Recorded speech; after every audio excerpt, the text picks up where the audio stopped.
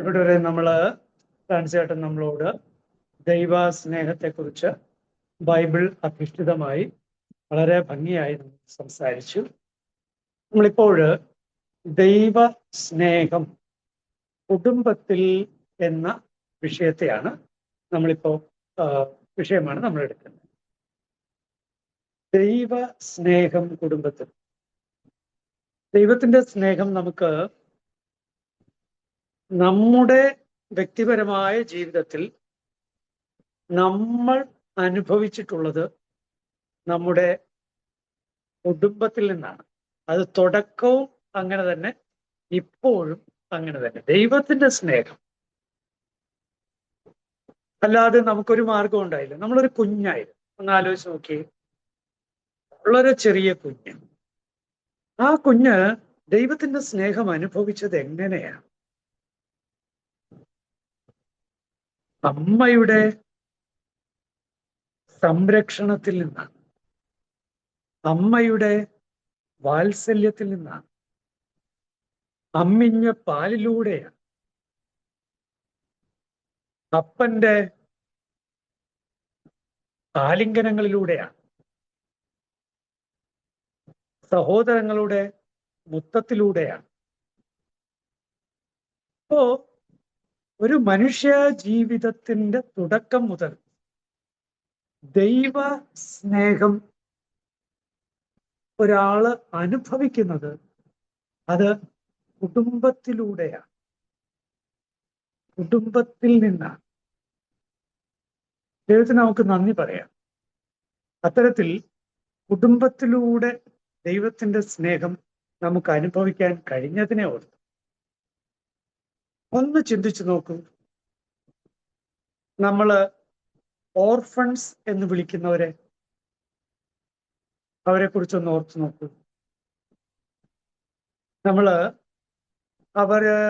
ഞാൻ ഇടയ്ക്ക് പോകാറുണ്ട്. അങ്ങനെയുള്ള ഒരു സ്ഥലം, എനിക്ക് വളരെ പ്രിയപ്പെട്ട ഒരു സ്ഥലമുണ്ട്. ഒത്തിരി കുഞ്ഞുങ്ങൾ, ചെറിയ കുഞ്ഞു മുതൽ വലിയ കുഞ്ഞുങ്ങൾ വരെ. അവിടെയുള്ള സിസ്റ്റേഴ്സ് ശരിക്കും അവർക്ക് കുടുംബത്തിൽ നിന്ന് ലഭിക്കേണ്ട ആ ഒരു സ്നേഹവും അത് അവർക്ക് നൽകാൻ അവര് കഠിനമായി പരിശ്രമിക്കുകയാണ്. എങ്കിലും വിജയിക്കുന്നില്ല എന്നാണ് അവരുടെ തന്നെ തോന്നല്. കാരണം കുടുംബത്തിൽ നിന്ന് കിട്ടേണ്ട സ്നേഹം കുടുംബത്തിൽ നിന്ന് തന്നെ കിട്ടുമ്പോഴാണ് ആ സ്നേഹത്തിന്റെ നിറവില് ആ മക്കൾക്ക് വളർന്നു വരാനായിട്ട് സാധിക്കുന്നത്. ഇവിടെ ഒരു ദൈവത്തിന്റെ സ്നേഹം കുടുംബത്തിൽ എന്ന് പറയുമ്പോൾ ദമ്പതികളെ കുറിച്ച് ചിന്തിച്ച് തുടങ്ങേണ്ടി വരും. ദമ്പതികൾ തമ്മിലുള്ള സ്നേഹം. ദമ്പതികളാണല്ലോ ഒരു കുടുംബം ആരംഭിക്കുന്നത് വിവാഹത്തോടുകൂടി. അപ്പോ ദമ്പതികൾ തമ്മിലുള്ള സ്നേഹം അത് ദൈവസ്നേഹത്തിന്റെ അടയാളം തന്നെയാണ്. അതും ഓർക്കണം, ആദ്യം മുതലേ തന്നെ ഇന്നയാൾക്ക് ഇന്നയാൾ എന്ന ദൈവം നിശ്ചയിച്ചു വച്ചിരിക്കുകയാണ്. ശരിക്കും പറഞ്ഞാൽ തൻ്റെ സ്നേഹം ഈ രണ്ടുപേരും അനുഭവിക്കുന്നത് താൻ നിയോഗിച്ചിട്ടുള്ള ആ രണ്ടു പേരിലൂടെയാണ്, ഈ രണ്ടു പേരിലൂടെയാണ്. ദൈവത്തിന്റെ സ്നേഹം രസകരമായ കാര്യം, സങ്കീർത്തനം 33:5 നമ്മൾ വായിക്കുന്നുണ്ട്, കർത്താവിന്റെ കാരുണ്യം കൊണ്ട് ഭൂമി നിറഞ്ഞിരിക്കുന്നു. കർത്താവിന്റെ കാരുണ്യം കൊണ്ട് ഭൂമി നിറഞ്ഞിരിക്കുന്നു. അപ്പോ ഭൂമിയെ നിറച്ചിരിക്കുന്നത് കർത്താവിന്റെ കാരുണ്യമാണ് അത്രേ. The earth is full of the mercy of the Lord. Full of the mercy of the Lord. Oxygen, നമ്മൾ അതിന്റെ പേര് ഓക്സിജൻ എന്ന് വിളിക്കുമെങ്കിലും സത്യത്തിൽ അത് ദൈവത്തിന്റെ കാരുണ്യമാണ്. നമ്മൾ വെള്ളം കുടിക്കുന്നു. വെള്ളം എന്ന് നമ്മൾ അതിനെ വിളിക്കുമെങ്കിലും സത്യത്തിൽ അത് ദൈവത്തിന്റെ കാരുണ്യമാണ്. നമ്മൾ ഭക്ഷണം കഴിക്കുന്നു. ഭക്ഷണം എന്ന് നമ്മൾ അതിനെ വിളിക്കുമെങ്കിലും സത്യത്തിൽ അത് ദൈവത്തിന്റെ കാരുണ്യമാണ്. ശരി, കുടുംബത്തിലേക്ക് വരൂ. നിങ്ങളുടെ ഭർത്താവിന്റെ പേര് ശരിയാണ്, ഭർത്താവിന്റെ പേര് ഇന്നതാണ്. പക്ഷേ സത്യത്തിൽ അദ്ദേഹം ദൈവത്തിന്റെ കാരുണ്യമാണ്. നിങ്ങളുടെ ഭാര്യയുടെ പേര് ഇന്നതാണ്. സത്യത്തിൽ നിങ്ങളുടെ ഭാര്യയുടെ ശരിക്കും പേര് ദൈവത്തിന്റെ കാരുണ്യം എന്നാണ്. ദൈവത്തിന്റെ സ്നേഹവും വാത്സല്യവും കാരുണ്യവും നമ്മൾ അനുഭവിച്ചറിയുന്നത് നമ്മുടെ കുടുംബത്തിലെ വ്യക്തികളിലൂടെയാണ്, വ്യക്തികളിൽ നിന്നാണ്. പ്രിയപ്പെട്ടവർ, ഞാൻ നിങ്ങളുടെ ശ്രദ്ധയെ എഫേസ്യർക്കുള്ള ലേഖനം 5-ാം അധ്യായം 21 മുതലുള്ള വാക്യങ്ങളിലേക്ക് തിരിക്കുകയാണ്. എഫേസ്യർ 5:21 മുതൽ. ശ്രദ്ധേയമായ കാര്യം,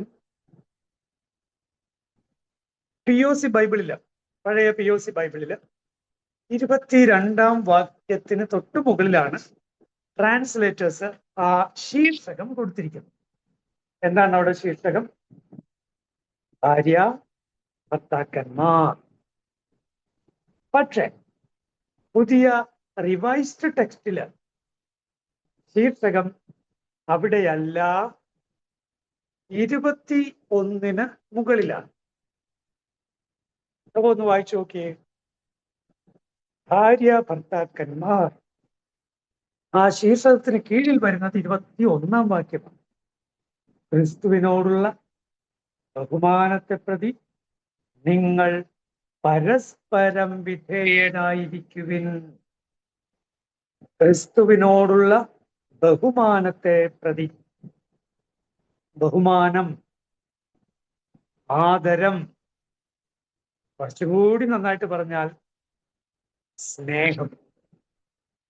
ക്രിസ്തുവിനുള്ള സ്നേഹത്തെ പ്രതി നിങ്ങൾ പരസ്പരം വിധേയരായി. ക്രിസ്തുവാണ് നിങ്ങളുടെ യജമാനൻ. ഒരു ദമ്പതികൾ വിവാഹിതരാകുന്നത് യേശു ക്രിസ്തു എന്ന മൂന്നാമന്റെ ഇരുവശവുമായിട്ടാണ്.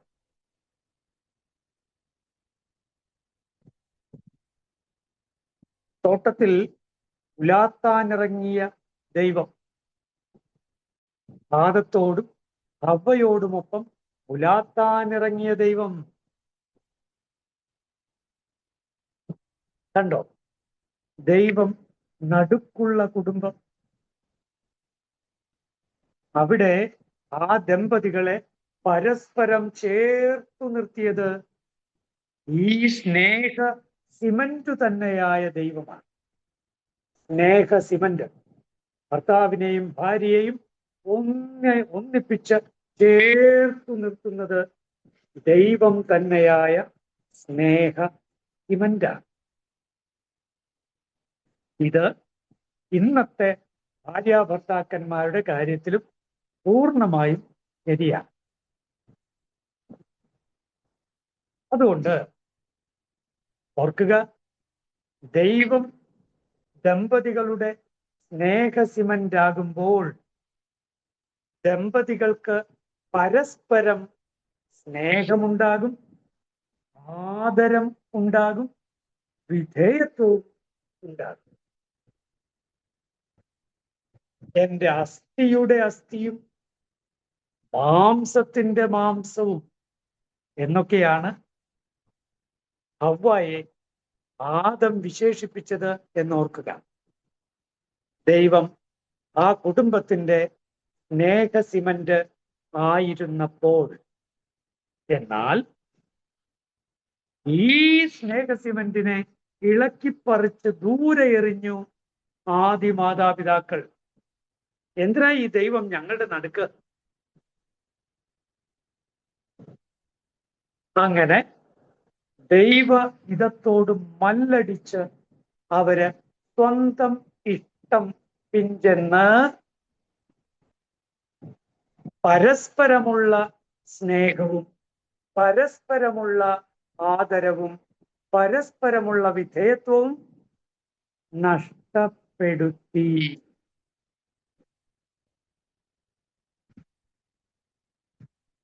പിന്നീട് ആദം പറയുന്നത് എന്താ?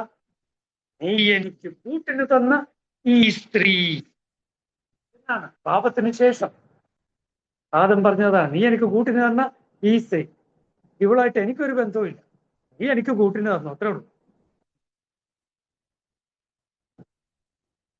അസ്ഥിയുടെ അസ്ഥി, എന്റെ അസ്ഥിയുടെ അസ്ഥി എന്നും മാംസത്തിന്റെ മാംസം എന്നൊക്കെ പറഞ്ഞ ആദാം എവിടെ? നീ എനിക്ക് കൂട്ടിന് തന്ന ഈ സ്ത്രീ എന്ന് പറഞ്ഞ ആദാം എവിടെ? ശരി, നമുക്ക് തിരിച്ചു വരാം. ക്രിസ്തുവിനോടുള്ള ബഹുമാനത്തെ പ്രതി നിങ്ങൾ പരസ്പരം വിധേയരായിരിക്കുവിൻ. ഭാര്യമാരെ, നിങ്ങൾ കർത്താവിനെന്നതുപോലെ ഭർത്താക്കന്മാർക്ക് വിധേയരായിരിക്കുവിൻ. എന്തെന്നാൽ ക്രിസ്തു തന്റെ ശരീരമായ സഭയുടെ ശിരസായിരിക്കുന്നത് പോലെ ഭർത്താവ് ഭാര്യയുടെ ശിരസാണ്. ക്രിസ്തു തന്നെയാണ് ശരീരത്തിന്റെ രക്ഷകനും. സഭ ക്രിസ്തുവിന് വിധേയരായിരിക്കുന്നത് പോലെ ഭാര്യമാർ എല്ലാ കാര്യങ്ങളിലും ഭർത്താക്കന്മാർക്ക് വിധേയരായിരിക്കണം. പ്രിയപ്പെട്ടവരെ, നോക്കൂ, ആദ്യം സ്ത്രീകളെ കാര്യം പറയുക, അല്ലെങ്കിൽ കുടുംബനാഥമാരുടെ അല്ലെങ്കിൽ ഭാര്യമാരുടെ കാര്യം പറയുക. 3 വാക്യങ്ങളെ ഭാര്യമാരോടുള്ള പൗലോസിന്റെ സംസാരത്തിൽ വന്നിട്ടുള്ളൂ. ഇവിടെ 3 വാക്യങ്ങൾ. ഇനി ഭർത്താക്കന്മാരെ എന്ന് വിളിച്ചിട്ട് 8 വാക്യങ്ങൾ. 8 വാക്യങ്ങൾ, 25 മുതൽ പിന്നീട് അങ്ങോട്ട് അവസാനം നോക്കൂ 33 വരെ അങ്ങോട്ട്. പ്രിയപ്പെട്ടവർ, ഇതിൽ നമ്മൾ കാണുന്നത് ക്രിസ്തുവിനോടുള്ള ബന്ധം. ആ ബന്ധം ഉണ്ടെങ്കിൽ ഭാര്യയ്ക്ക് തൻ്റെ ശിരസായി ഭർത്താവിനെ കണക്കാക്കുന്നതിൽ ഒരു പ്രശ്നം ഉണ്ടാവില്ല. ഇനി ക്രിസ്തുവിനോട് ആഴമായ ബന്ധമുണ്ടെങ്കിൽ ഓർക്കണം, ഭർത്താവിന് അവിടെ എന്തൊക്കെയാ പറഞ്ഞിരിക്കുന്നത്? ഭർത്താവ് ചെയ്യേണ്ടത് എന്തൊക്കെയാ? 1, ക്രിസ്തു സഭയെ സ്നേഹിക്കുകയും അവളെ വിശുദ്ധീകരിക്കാൻ വേണ്ടി, 25-ാം വാക്യമാണ് ഞാൻ പറയുന്നത്, വിശുദ്ധീകരിക്കാൻ വേണ്ടി തന്നെ സമർപ്പിക്കുകയും ചെയ്തതുപോലെ നിങ്ങൾ ഭാര്യമാരെ സ്നേഹിക്കണം. ക്രിസ്തു സഭയ്ക്ക് വേണ്ടി തന്നെ സമർപ്പിച്ചതുപോലെ, പൂർണ്ണമായും തന്നെ വിട്ടുകൊടുത്തതുപോലെ ഭർത്താക്കന്മാരെ ഭാര്യമാർക്ക് വേണ്ടി നിങ്ങൾ സ്വയം സമർപ്പിക്കണമെന്നാണ്. ഇനി അതുമാത്രമല്ല, പിന്നീട് നമ്മൾ കാണുന്നുണ്ട് ഭർത്താക്കന്മാർ ഭാര്യമാരെ സ്വന്തം ശരീരത്തെ എന്നതുപോലെ സ്നേഹിക്കണം. സ്വന്തം ശരീരത്തെ എന്നതുപോലെ ഭാര്യമാരെ ഭർത്താക്കന്മാർ സ്നേഹിക്കണം. അങ്ങനെ നോക്കൂ, ക്രിസ്തു സ്നേഹത്തിൽ, ദൈവസ്നേഹത്തിൽ ആഴപ്പെടുന്ന ഭാര്യമാർക്കും ഭർത്താക്കന്മാർക്കും തിരുവചനം പറയുന്നത് പോലെയുള്ള ആ സവിശേഷ ഗുണങ്ങൾ ജീവിതത്തിൽ പുലർത്താൻ കഴിയും. അവിടെ കൊണ്ട് തീരുന്നില്ല അല്ലേ? പിന്നീട് എന്താ? മക്കളിലേക്കാ പോകുന്നത്. 6-ാം അധ്യായം 1 മുതൽ 4 വരെയുള്ള വാക്യങ്ങൾ. കുട്ടികളെ, കർത്താവിൽ നിങ്ങൾ മാതാപിതാക്കന്മാരെ അനുസരിക്കുവിൻ. മാതാപിതാക്കളെ പിള്ളേരനുസരിക്കണം. പിന്നെ എന്താ പറയുന്നത്? അവരെ ബഹുമാനിക്കണം. അത് 10 കൽപ്പനകളിലെ വാഗ്ദാനത്തോടു കൂടിയ ഏക കൽപ്പന. അതാണ് ഇവിടെ പറയുന്നത്. വാഗ്ദാനത്തോടു കൂടിയ ആദ്യത്തെ കൽപ്പന ഇതത്രേ. ഉള്ളതെല്ലാം ഇന്നത് ചെയ്യരുത്, ഇന്നത് ചെയ്യണം എന്ന് മാത്രം പറയുന്നതാണ്. ഇതങ്ങനെയല്ല. മാതാപിതാക്കളെ കുറിച്ച് പറയുമ്പോ കൃത്യമായിട്ട് പറയുന്നുണ്ട്, ഒന്ന്, നിങ്ങൾ ദീർഘകാലം ജീവിച്ചിരിക്കുന്നതിനും, ഭൂമിയിൽ ദീർഘകാലം ജീവിച്ചിരിക്കുന്നതിനും, പിന്നെ നിങ്ങൾക്ക് നന്മ കൈവരുന്നതിനും മാതാപിതാക്കളെ ബഹുമാനിക്കും. ഇനി തീരുന്നില്ല, കുടുംബത്തിന്റെ അവസ്ഥ തീരുന്നില്ല. താഴെ കുടുംബവുമായി ബന്ധപ്പെട്ട് നിൽക്കുന്ന വേലക്കാര്, ജോലിക്കാര്, കുടുംബത്തെ സഹായിക്കുന്നവര് എല്ലാത്തിനെയും അനുസ്മരിക്കുക. പ്രിയപ്പെട്ടവരെ, ദൈവസ്നേഹം നമ്മൾ അനുഭവിക്കുന്നത് കുടുംബവുമായി ബന്ധപ്പെട്ടവരിൽ നിന്നാണ്. ഒന്ന് ആലോചിച്ച് നോക്കൂ. നിങ്ങളുടെ വീട്ടിൽ വേലക്കാരനുണ്ടാവാം, ഉണ്ടാകാതിരിക്കാം. പക്ഷേ അങ്ങനെ ഒരു വേലക്കാരൻ നിങ്ങളുടെ വീട്ടിലുണ്ടെങ്കിലും ഇല്ലെങ്കിലും നിങ്ങൾക്ക് വേണ്ടി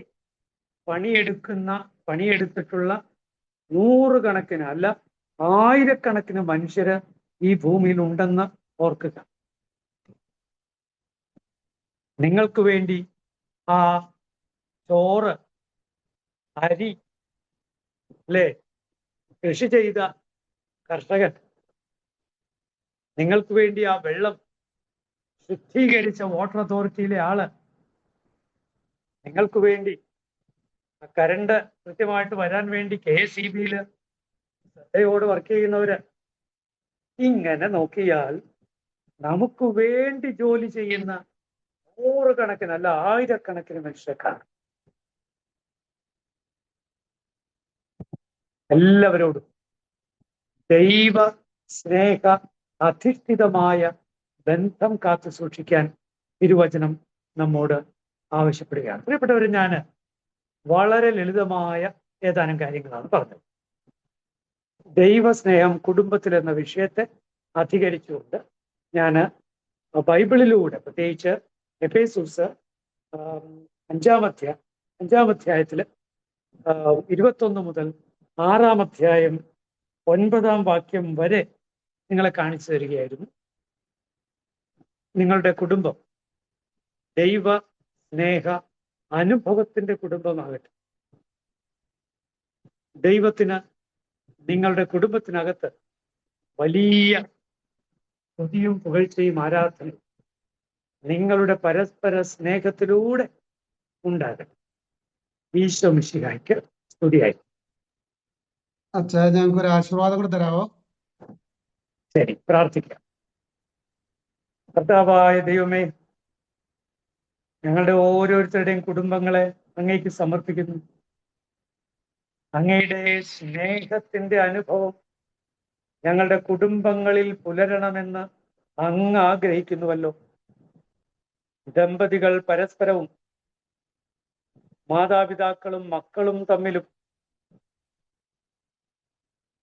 കുടുംബത്തിലുള്ളവരും ബന്ധുക്കളും തമ്മിലും, കുടുംബത്തിലുള്ളവരും അയൽക്കാരും തമ്മിലും, കുടുംബത്തിലുള്ളവരും മിത്രങ്ങളോ ശത്രുക്കളോ ആരുമാകട്ടെ, ലോകത്തിലെ സകല മനുഷ്യരും തമ്മിലും ഉള്ള വലിയ സ്നേഹാനുഭവം ഞങ്ങളിൽ രൂഢമൂലമാകട്ടെ. അങ്ങനെ ദൈവസ്നേഹത്തിന്റെ വിളനിലമായി ഞങ്ങളുടെ കുടുംബങ്ങൾ മാറട്ടെ.